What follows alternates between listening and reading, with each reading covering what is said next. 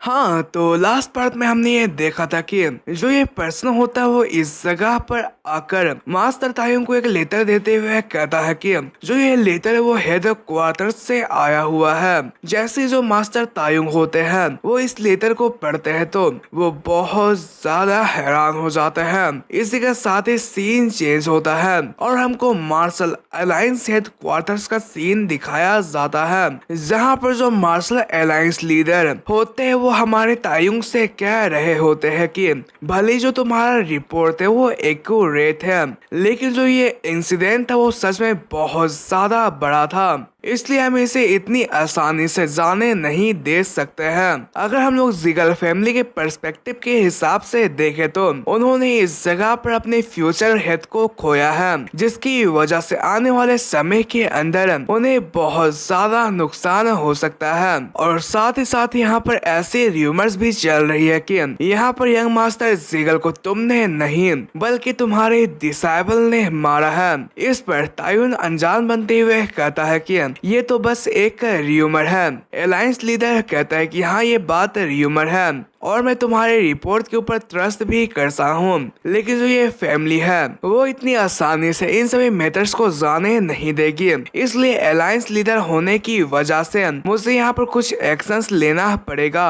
वहीं पर तायुंग alliance leader के बारे में बताते हुए कहता है कि भले ही कहने को जो ये पर्सन है वो इस जगह पर एक अलायंस लीडर है, लेकिन ये सारी फैमिलीज का यहाँ पर एक पपेट है। अगर मैं उसे अपोज करने की कोशिश करता हूँ तो इसका कोई भी फायदा नहीं होगा, इसलिए वो इस जगह पर उससे पूछता है कि अब हमें क्या करना चाहिए। इस पर अलायंस लीडर बताता है कि मैं तुम्हारे डिसाइबल को इस जगह पर अलायंस के जगह पर एक स्पेशल टास्क देना चाहता हूँ। वहीं पर स्पेशल टास्क फोर्स का नाम सुनकर तायुंग बहुत ज्यादा हैरान हो जाता है। वहीं पर स्पेशल टास्क फोर्स के बारे में बताया जाता है जो कि वेरियस सेक्ट के यंगर जनरेशन के लिए एक ट्रेनिंग ग्राउंड होती है। अगर ऑफिशियली बात करी जाए तो इस चीज को ट्रेनिंग के लिए इस्तेमाल किया जाता है, लेकिन अगर रियलिटी की बात करी जाए तो यहाँ पर उन डिसाइबल्स को भेजा जाता है जिन्हें की सेक्ट अपने मुट्ठी पर नहीं रख पाती है,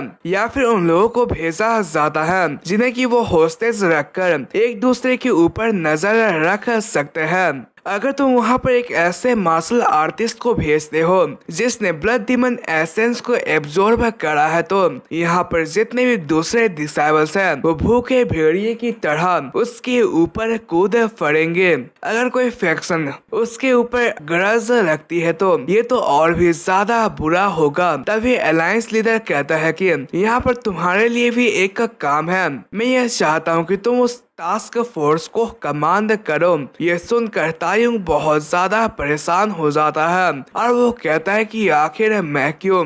अलायंस लीडर कहते हैं कि क्या तुम ये करना नहीं चाहते हो। इस पर तायुंग कहता है कि नहीं ऐसी बात नहीं है, यह चीज तो मेरे लिए एक होनर की बात है, लेकिन जो ये पोजीशन होता है उन्हें हमेशा टॉप 10 मार्शल आर्टिस्ट ही संभाला करते हैं। यहाँ तक कि जो अभी टास्क फोर्स के करंट कमांडर है वो अभी के वक्त पर एक टॉप 10 मार्शल आर्टिस्ट माने जाते हैं और उनका नाम जियोल गम है।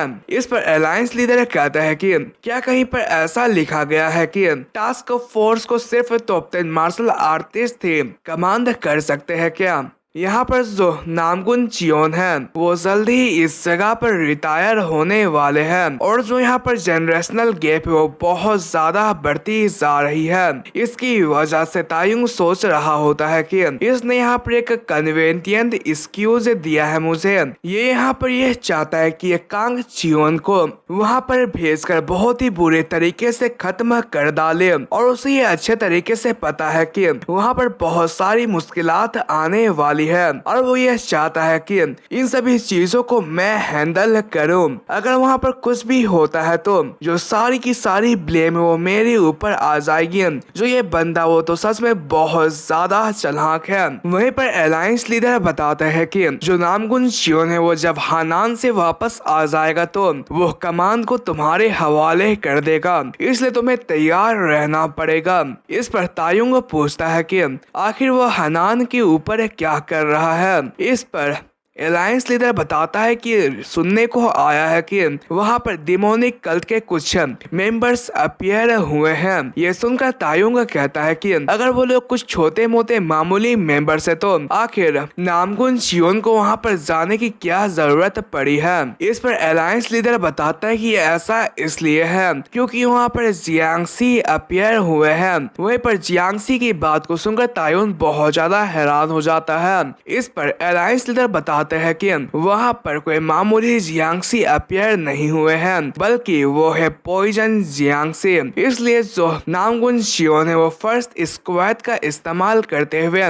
उन्हें एलिमिनेट करने के लिए गया है। उसकी बात को सुनकर तायुन हैरान होते हुए कहता है कि फर्स्ट स्क्वाड, कहीं इसका मतलब तो अलायंस लीडर कहता है कि हाँ ये बात सच है, जो वो बच्चा है वो उनके साथ गया हुआ है। इसी के साथ ही हमें हनाम का सीन दिखाया जाता है जहाँ पर हर तरफ सिर्फ लाश ही लाश बचे हुए होते हैं। एक पर्सन घबराते हुए सामने की तरफ देख रहा होता है। उसके सामने एक जियांगसी होता है। ये पर्सन कह रहा होता है कि तुम मुझसे दूर हट जाओ, लेकिन ये जियांगसी इस पर्सन के ऊपर अटैक कर देता है। तो इसी के साथ ही हमें कुछ समय के बाद का सीन दिखाया जाता है। एक स्ट्राइक आता है और वो इस जियांगसी का हाथ काट देता है और ये काम करा होता है नामगुन चियोंग ने, जो कि यह कह रहा होता है कि डिमोनिक कल्ट के लोगों ने तो फाइनली एक मॉन्स्टर्स को तैयार कर लिया है। वहीं पर जो ये जियांगसी होता है वो हाथ कटने के बावजूद भी नामगुन चियोंग के ऊपर अटैक करने के लिए जाने लगा होता है। इस पर नामगुन चियोंग उसके ऊपर अटैक करते हुए कहता है कि भले इसके सारे लिम्स को भी तुम काट दो, लेकिन फिर भी ये हमेशा काटने की कोशिश करता रहता है। और वो ये सब कहने के बाद इसके गले को काट कर इसके ऊपर अपने वेपन को धास देता है और वो कह रहा होता है कि इसके नेम के मुताबिक ही ये हमेशा से ही बहुत ज्यादा खतरनाक अपीयर होता है। वहीं पर वो अपने साथी से पूछता है कि आखिर यहाँ पर कितने पॉइजन जियांगसी बचे हुए हैं। इस पर उसका साथी बताता है कि हम लोगों ने 2 जियांगसी को तो संभाल लिया है, इसलिए अब यहाँ पर सिर्फ एक ही बचा हुआ है। इसलिए वो आगे कुछ कह पाता उससे पहले ही एक पर्सन यहाँ पर आते हुए कहता है कि कमांडर आप मेरे साथ आइए और आप एक चीज को देखिए। इसी के साथ ही सीन चेंज होता है और हमें एक जले हुए जियांगसी को दिखाया जाता है। उसे देखकर नामगुन चियोंग बहुत ज्यादा हैरान हो जाता है और वो कहता है कि आखिर ये कैसे हो सकता है। तभी वो कहता है कि लगता है कि ये काम उस बच्चे का होगा। इस पर उसका साथी कहता है कि आपके कहने का ये मतलब है कि ये कारनामा सांग योन ने करा है। इस पर नामगुन चियोन हमें जवाब देता है। वहीं पर बताया जाता है कि ये पर्सन एक मार्शल वर्ल्ड के अंदर एक ऐसा होप है जो कि टॉप 10 मार्शल आर्टिस्ट वाले सिस्टम को ब्रेक कर सकता है, जो कि बहुत समय पहले से चलता आ रहा है। वही वो ऊपर की तरफ ये पर्सन इशारा करते हुए देखता है कि वो रहा वो पर्सन। वही पर में थोड़ा सा सांग योन का झलक दिखाया जाता है, जो कि देखने में सच में बहुत ज्यादा स्ट्रॉन्ग लग रहा होता है। और हमें ये बताया जाता है कि ये आने वाले जनरेशन का द ग्रेटेस्ट मार्शल आर्टिस्ट है। इसी के साथ ही सीन चेंज होता है में स्पेशल टास्क फोर्स के ट्रेनिंग ग्राउंड का सीन दिखाया जाता है, जहां पर सभी लोग ट्रेनिंग कर रहे होते हैं। तभी इस जगह पर एक अजीब सा पर्सन की एंट्री होती है। उसे देखकर सभी लोग अपनी नाक को बंद करते हुए कहते हैं कि इसके अंदर से तो बहुत ज्यादा बुरी स्मेल आ रही है। उसकी बात को सुनकर ये पर्सन अपने आप को सूंघते हुए कहता है कि मुझे इसके लिए माफ करना। तभी इस जगह पर एक पर्सन की एंट्री होती है, जो कि आते हुए कहता है कि मुझे सुनने को आया है कि यहाँ पर एक ऐसा पर्सन आ चुका है जो कि सच में बहुत ज्यादा बुरा महकता है। और उसे देखकर मुझे ये यकीन हो चुका है कि वो बेगर सेक्ट से बिलोंग करता है। उसे देखकर जो ये बेगर सेक्ट वाला पर्सन होता है वो कह रहा होता है कि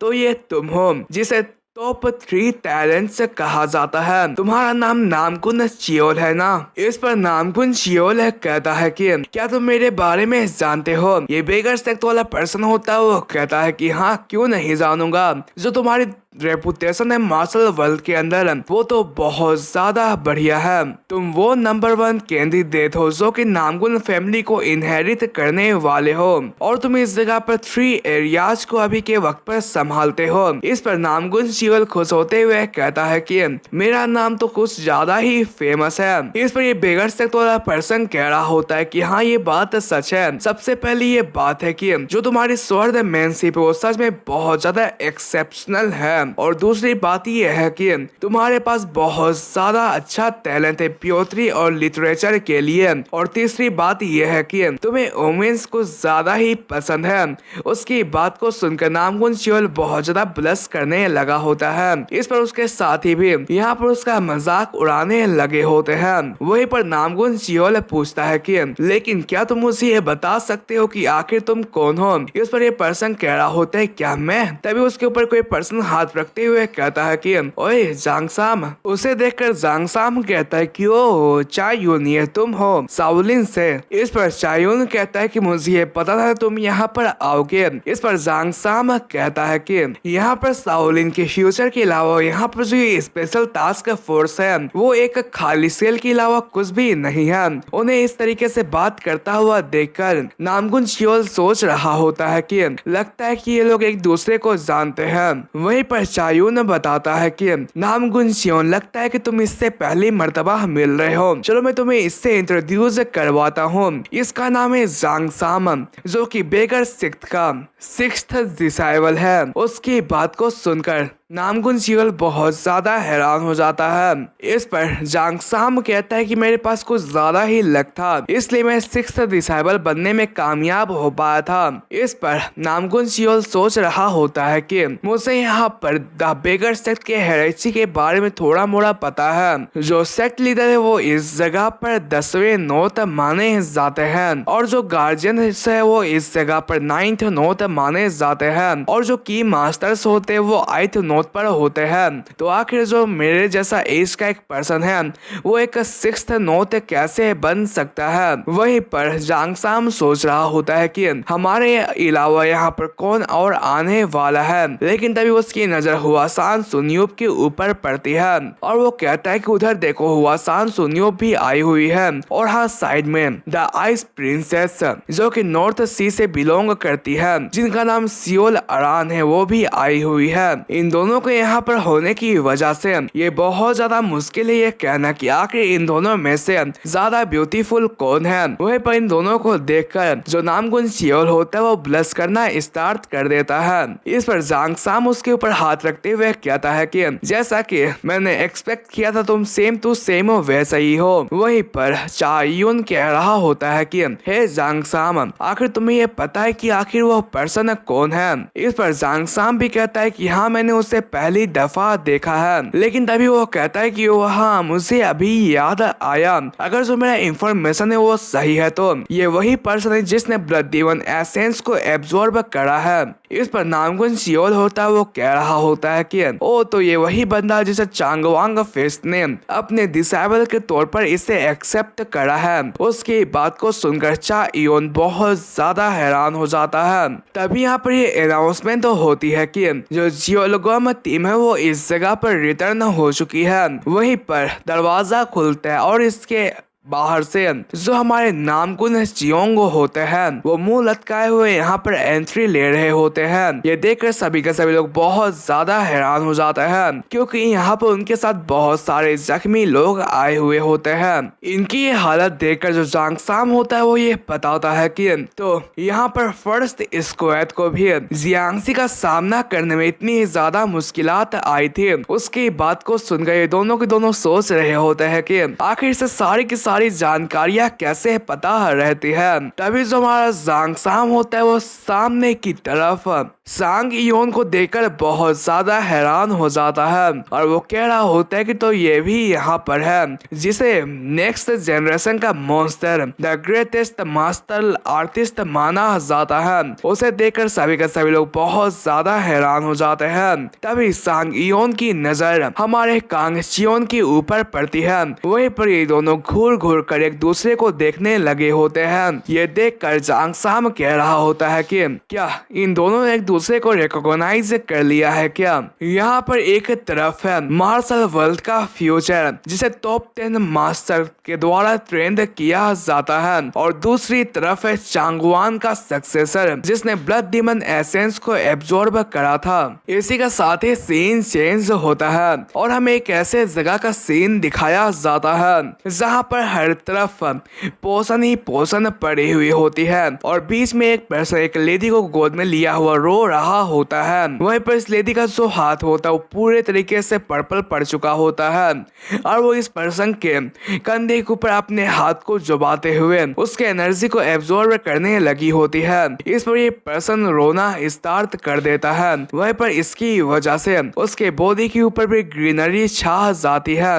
वहीं पर वो अपने सामने वाली लेडी की इस हालत को देखकर बहुत ज्यादा इमोशनल हो चुका होता है, लेकिन तभी वो अपने हाथ को अपने मुंह के अंदर डाल के चबाने लगा होता है। तभी पीछे से एक पर्सन की एंट्री होती है और वो आते हुए कहता है कि तुम तो मार्शल वर्ल्ड के अंदर टॉप 10 मार्शल आर्टिस्ट में से आते हो ना। वहीं पर जो ये पर्सन होता है वो इसकी वजह से बहुत ज्यादा गुस्सा हो जाता है और वो उसके ऊपर अटैक करने के लिए जाने की कोशिश करता है, लेकिन जो ये पर्सन होता है वो इजीली उसके गर्दन को पकड़ लेता है और वो उससे कहता है कि तुम एक जीनियस माने जाते हो जो कि पॉइजन मास्टरी के पिनेकल तक पहुंचने में कामयाब हो पाए थे। तुम्हारा वेलकम है हमारे लैंड के अंदर जहां पर हर तरफ जो पॉइजन है वो ओवरफ्लो करता रहता है। इसी के साथ ही सीन चेंज होता है और हमें एक जंगल का सीन दिखाया जाता है जहां पर जो तायुन होता है वो अपने टास्क फोर्स को लेकर आ चुका होता है।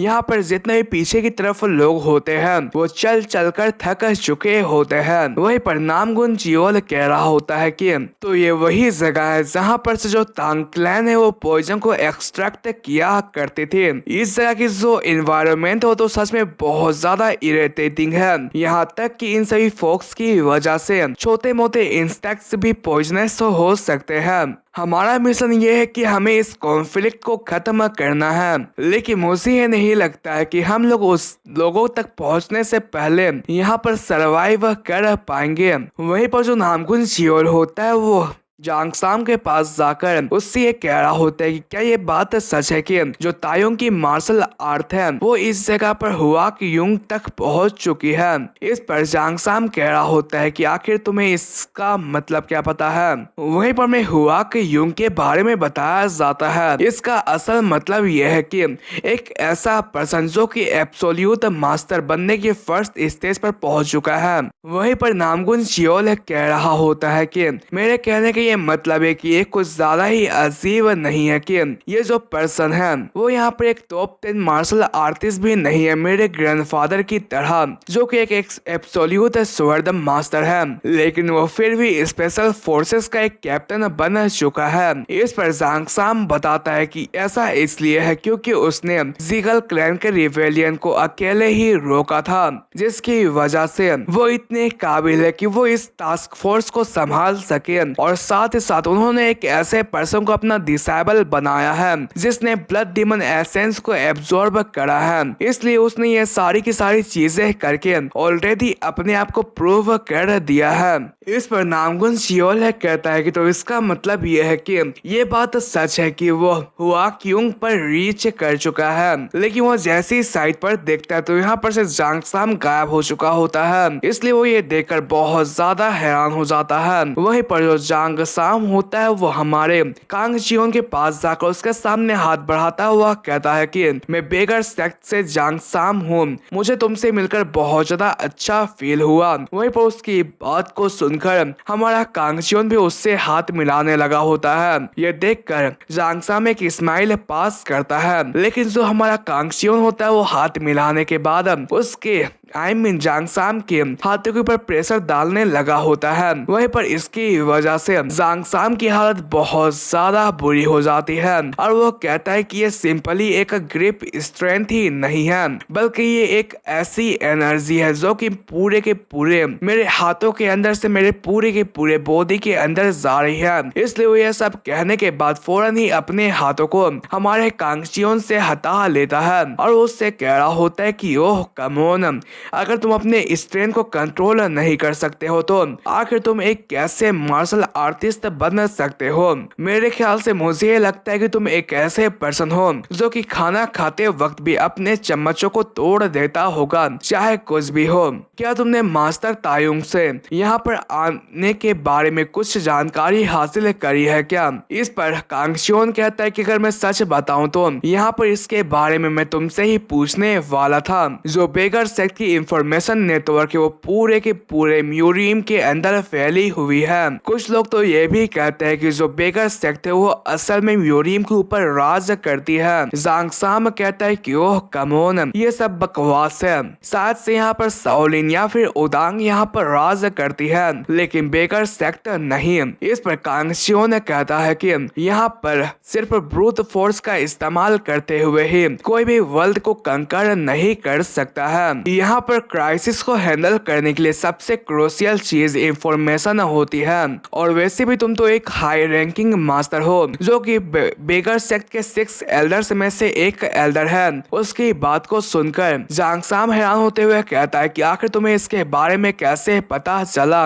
वो सोच रहा होता है कि मुझे ऐसा फील हो रहा है कि इसके पास मुझसे कुछ ज्यादा ही इंफॉर्मेशन थे। वो उससे कहता है कि चलो ठीक है, जबकि तुम एक तायुंग के प्राइज डिसाइबल हो तो क्यों ना मैं तुम्हारी कुछ हेल्प कर लूं। तुम जो चाहो वो पूछ सकते हो। इस पर कांगशियोन कहता है कि मुझे दांगसुक गन के बारे में जानना है। इस पर जांग साम हैरान हो जाता है, लेकिन वो आगे कहता है कि अब मुझे कहां पर से स्टार्ट करना चाहिए। वहीं पर वो बताता है कि जो दांगसुक गन था वो इस जगह पर टेंग क्लैन का एक बहुत ही ज्यादा जीनियस मार्शल आर्टिस्ट माना जाता था, जिसने ग्रेट वॉर के अंदर भी पार्टिसिपेट किया था। उस समय पर मार्शल अलायंस फोर्सेस को यहाँ पर डिफिकल्ट सिचुएशन के अंदर हेवनली डीमन नहीं डाला था, बल्कि उसके साथ यहाँ पर एक और पर्सन था और वो था पॉइजन डीमन। उस समय पर उस 4 हेवनली पॉइजन से मार्शल अलायंस को किसी और ने नहीं बल्कि दांगसुक गन ने बचाया था। उसके पास वेनम आर्ट की कुछ ज्यादा ही डीप नॉलेज थी, जिसकी वजह से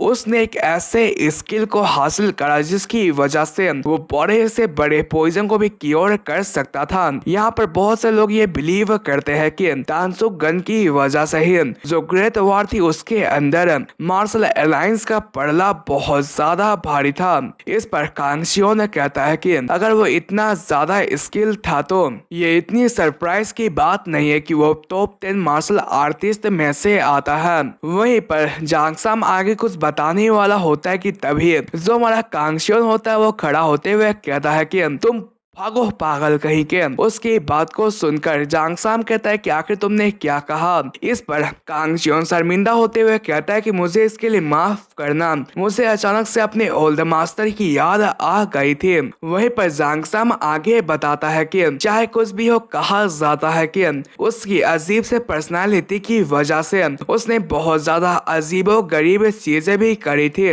इस पर कांगशियोन कहता है कि तो अभी का क्या। जांग साम बताता है कि अगर मैं अभी की बात करूं तो इसी के साथ ही हमें पास्ट का सीन दिखाया जाता है। एक दिन पहले रात के सीन का टेंग क्लैन का। वहीं पर कुछ लोग कह रहे होते हैं कि आखिर तुम्हारा इससे क्या मतलब है कि वो गायब हो चुका है। इस पर एक पर्सन कहता है कि इसे एक्सप्लेन करना तो बहुत ज्यादा एम्बैरेसिंग है। इस पर तायुंग कहता है कि इसके बारे में रिपोर्ट पर तो लिखा हुआ नहीं था। इस पर ये पर्सन कह रहा होता है कि हम ये लगा था कि अगर हम लोग होनेस्टली ये रिवील कर देंगे कि जो तांग सुकून से है वो गायब हो चुका है तो वो लोग यहाँ पर स्पेशल फोर्सेस को नहीं भेजेंगे। इस पर तायुंग कहता है कि तुम लोग मुझे ये मत कहना कि तुम लोगों ने तांग सुकून को यहाँ पर एक्सपेल्ड कर दिया था। इस पर ये पर्सन परेशान होते हुए कहते हैं क्या ये सेंस भी मेक करता है। जो तांग सुकून है वो एक 10 ग्रेट मास्टर्स के रैंकिंग में आता है, तो आखिर हम लोग उससे एक्सपेल कैसे कर सकते हैं। हाँ, ये बात तो सच है कि हमने बहुत मर्तबा ये करने की कोशिश करी थी, लेकिन हमें सप्रेस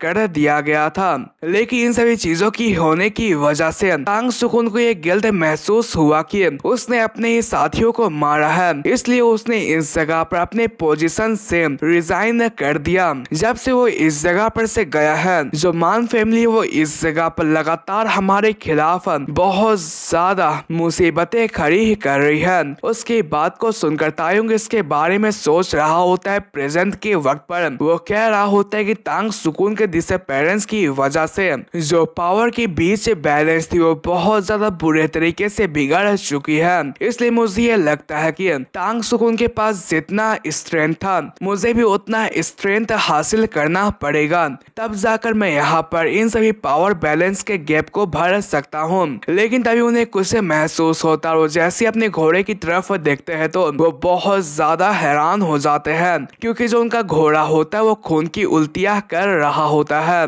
इसलिए वो झट से अपने घोड़े के ऊपर से नीचे उतर जाते हैं और वो सामने के नज़ारे को देखते हैं तो सामने की तरफ हर तरफ पॉइजन ही पॉइजन होता है। इसलिए वो चिल्लाते हुए सबसे कहता है कि ये एक पॉइजनस अटैक है। और वो यह सब कहने के बाद यहाँ पर अपने दोनों हाथों को जोड़ते हुए एक एनर्जी बीम बनाते हैं और वो एक बड़ा सा एनर्जी बीम का इस्तेमाल करते हुए आसपास जितने भी पॉइजन होते हैं उन्हें प्यार कर देते हैं। वहीं पर वो सभी से पूछते हैं क्या यहाँ पर सभी लोग ठीक है। इस पर ये पर्सन कहता है कि जितना हमने एक्सपेक्ट किया था जो ये पॉइजन वो इतना स्ट्रॉन्ग नहीं था। इस पर जो तायुन होता है वो कह रहा होता है कि चलो ये तो ठीक है, लेकिन तभी वो बहुत ज्यादा हैरान हो जाते हैं और वो कहते हैं कि जो वेनगार्ड है वो इस जगह पर सेक्ट के इलाइट गार्ड से यहाँ पर घेरा हुआ है, लेकिन आखिर जो रियर गार्ड है जिन्हें सेकेंडरी फोर्स के द्वारा हमें लाया गया था आखिर वो कहाँ पर है। और वो यह सब कहने के बाद रियर गार्ड को खोजने के लिए कहते हैं। उसकी बात को सुनकर ये जितने भी पर्सन होते हैं वो रियर गार्ड को यहाँ पर खोजने के लिए जाते हैं, लेकिन वो उन्हें खोज नहीं पाते हैं। इसलिए वो तायुंग को इसके बारे में बताते हैं। इसकी वजह से तायुंग बहुत ज्यादा परेशान हो जाता है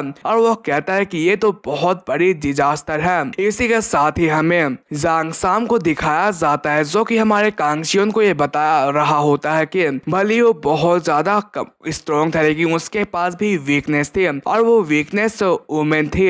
इस पर कांगशियन हंसते हुए कहता है कि तो यहाँ पर वो भी इस जगह पर रोमांस के बारे में कुछ ज्यादा ही सोचा करता था। इस पर जांग साम बताता है कि लेकिन एक यहाँ पर प्रॉब्लम थी, वो एक ऐसा पर्सन नहीं था कि जो कि दूसरे टाइप से वुमेन को पसंद किया करता था। वो यहाँ पर एक गधे की तरह था जो कि वुमेन से बात करने का भी दिमाग नहीं रखता था। इसकी वजह से कांगशियन बहुत ज्यादा हैरान हो जाता है। वहीं पर जांग साम बता रहा होता है कि तुम इसके बारे में सोचो, आखिर कोई पर्सन यहाँ पर कैसे जिंदगी भर अपने लाइफ को एक कमरे के अंदर बंद रख सकता है। वो हमेशा पॉइजनस फ्रॉग्स और इंसेक्ट के साथ घिरा रहता था। यहाँ पर कुछ ऐसे भी र्यूमर्स जो कि ये बताती है कि जो उसकी स्मेल है वो इस जगह पर बेगर सेक्ट के मेंबर से भी बहुत ज्यादा बुरी आती है। लेकिन तभी हमारे कांगशियन को कुछ महसूस होता है और वो कहता है कि ओह नो, मैं यहाँ पर बातें करने में इतनी बिजी था कि मैंने इन सभी साइंस को यहाँ पर नोटिस भी नहीं करा था। वहीं पर वो जांग साम को बताता है कि हम लोगों को पूरे तरीके से सराउंड कर लिया गया है।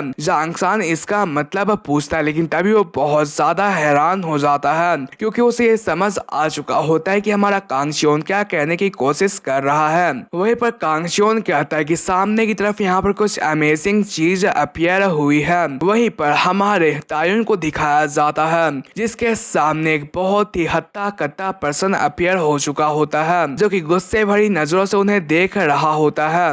वहीं पर जो उसका साथी होता है वो इनसे कह रहा होता है कि तुम लोग इसके आगे नहीं जा सकते हो। तायुन कहता है कि आखिर तुम क्या कह रहे हो, जो ये जगह है वो तांग फैमिली के अंदर कंट्रोल में बहुत समय पहले से है। इस पर ये पर्सन कहता है कि तुम तो तांग फैमिली से नहीं हो ना। इस पर तायुंग कहता है कि मेरा नाम तायुंग है जो कि स्पेशल यूनिट का एक ऑफिसर है। मुझे यहाँ पर इस कॉन्फ्लिक्ट को मेडिटेट करने के लिए भेजा गया है, इसलिए मैं तुम्हारे लीडर से बात करना चाहता हूँ। इस पर यह पर्सन कहता है कि जो ग्रेट चीफ है वो तुमसे बात नहीं करना चाहते हैं। वहीं पर इसकी वजह से तायुंग बहुत ज्यादा गुस्सा हो जाता है क्योंकि ये पर्सन होता है वो बार बार इनकी बातों में इंटरफेयर कर रहा होता है। इसलिए वो अपने एनर्जी को रिलीज करते हैं। वहीं पर उसकी एनर्जी को रिलीज करता हुआ देखकर उसे महसूस करके ये जितने भी छोटे मोटे बंदे होते वो बहुत ज्यादा घबरा जाते हैं और वो कहते हैं कि इसके एनर्जी के अंदर इतनी पावर है कि हम लोग पैरालिसिस के अंदर आ चुके हैं। वहीं पर कुछ पर्संस कह रहे होते कि ये तो बहुत ज्यादा इम्प्रेसिव है कि तुम सिर्फ अपने पावर की मदद से ही अपने ओपोनेंट को सबड्यू कर सकते हो। क्या उस पर्सन की पावर इतना इसलिए क्योंकि वो रियलम ऑफ ट्रांसेंडेंस के अंदर आ चुका है। वहीं पर तायुन कह रहा होता है कि आखिर तुम्हारी हिम्मत कैसे हुई इस जगह पर एक छोटे मोटे वॉरियर होने के बावजूद भी मेरे सामने इस तरीके से बात करने की। इसकी वजह से वो और भी ज्यादा गुस्सा हो जाते हैं और वो कह रहे होते हैं कि अगर तुम कुछ और भी ज्यादा बकवास करना चाहते हो तो तुम अपनी जिंदगी को दांव पर लगा लो। इस पर ये पर्सन बहुत ज्यादा घबरा जाता है, लेकिन फिर भी वो ये कहता है कि भले ही यहाँ पर तांग फैमिली या फिर मार्शल अलायंस से क्यों ना आ जाए हमारे जमीन के अंदर, वहीं पर वो इतना कह ही पाता है कि जो तायुंग होता है वो उसके ऊपर अटैक करने के लिए जाने लगा होता है और उसे गर्दन से पकड़कर एक पेड़ से लगा देता है। वहीं पर ये देखकर जितने भी ये साथी होते हैं वो तायुन के ऊपर अटैक करने के लिए जाने लगे होते हैं, लेकिन जो हमारा तायुन होता है वो इजिली इन लोगों का बाजा बजा दे रहा होता है। वो सबको पकड़ पकड़ कर पता कर रहा होता है। ये देखकर जो ये पर्सन होते हैं वो कह रहे होते हैं कि लगता है कि हमने इस जगह पे एक रियल एक्सपर्ट को हमारे साथ लाया था। वहीं पर दो लोग पीछे की तरफ से तायुन के ऊपर अटैक करने की कोशिश करते हैं, लेकिन तायुन इन दोनों का गर्दन को पकड़ लेता है और वो इन्हें गुस्से से देख रहा होता है और इनके गर्दन को दबा रहा होता है। लेकिन तभी इस जगह पर एक अटैक तायुन के ऊपर आने लगा होता है, लेकिन तायुन जम करके उस अटैक को डॉज कर लेता है। लेकिन इस अटैक के इफेक्ट की वजह से यहाँ पर एक जोरदार ब्लास्ट होता है। वहीं पर ये देखकर जांग साम कह रहा होता है कि आखिर ये अभी क्या था। इस पर हमारा कांग शन स्माइल करते हुए कहता है कि लगता है कि उन्होंने अपना मूव चालू करना स्टार्ट कर दिया है। तो इसी के साथ ही जो ये एपिसोड है वो खत्म होता है।